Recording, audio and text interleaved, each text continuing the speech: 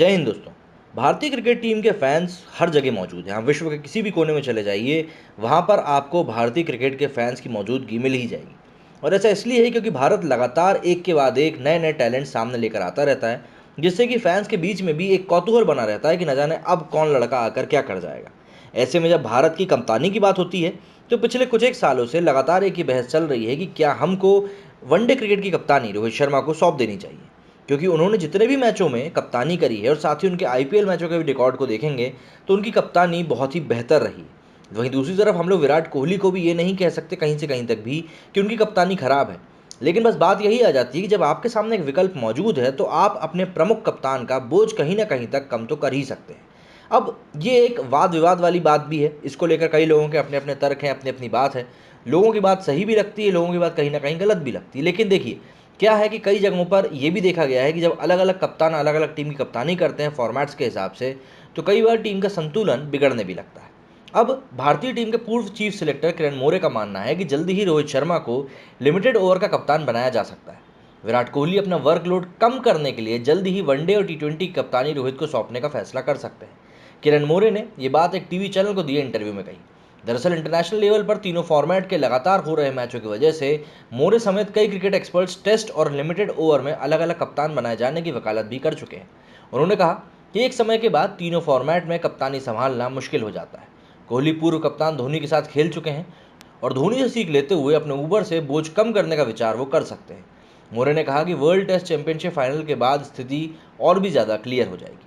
धोनी ने अपने ऊपर से दबाव को कम करने के लिए साल 2014 में टेस्ट की कप्तानी छोड़ दी थी और कोहली को कप्तानी इसकी सौंप दी थी। वे खुद वनडे और टी20 की कप्तानी कर रहे थे। वहीं साल 2018 में उन्होंने वनडे और टी20 की कप्तानी भी छोड़ दी। इसके बाद 2019 तक उन्होंने बतौर खिलाड़ी देश का प्रतिनिधित्व किया। धोनी ने 2019 वर्ल्ड कप के सितंबर में न्यूजीलैंड के खिलाफ आखिरी मैच खेला था।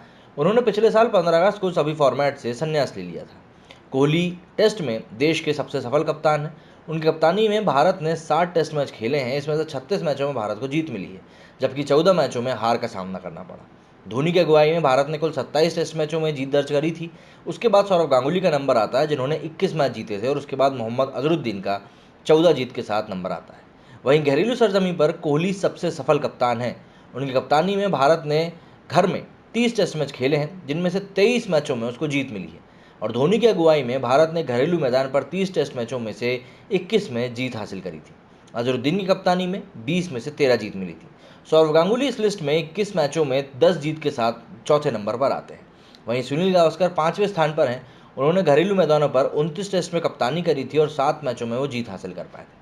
विदेशी जमीन पर सबसे ज़्यादा टेस्ट जीतने के मामले में भी कोहली सभी भारतीय कप्तानों में आगे हैं। उनके नेतृत्व में भारत ने 30 में से 13 टेस्ट में जीते हैं और 12 मुकाबलों में उनको हार मिली है, जबकि 5 मैच ड्रॉ रहे हैं। इस मामले में सौरव गांगुली दूसरे नंबर पर हैं। गांगुली ने विदेशों में 28 मैचों में से 11 में जीत दर्ज करी थी, 10 में हार भी झेलनी पड़ी थी और 7 ड्रॉ रहे थे। भारत और इंग्लैंड के बीच सीरीज का चौथा टेस्ट मैच 4 से 8 मार्च को खेला जाएगा। कोहली ने अब तक 95 वनडे मैचों में भारतीय टीम की कप्तानी करी है, जिसमें से 65 मैचों में जीत मिली है और 27 मैचों में टीम को हार का सामना करना पड़ा है। उनकी सफलता का प्रतिशत 70 रहा है। वहीं रोहित शर्मा 2017 से 19 के बीच में 10 मैचों में भारतीय टीम की कप्तानी कर चुके हैं और उसमें उनको 8 मैचों में जीत मिली थी और 2 मैचों में हार का सामना करना पड़ा था, और उनका परसेंटेज इस हिसाब से हुआ 80। रोहित आईपीएल के सबसे सफल कप्तान हैं।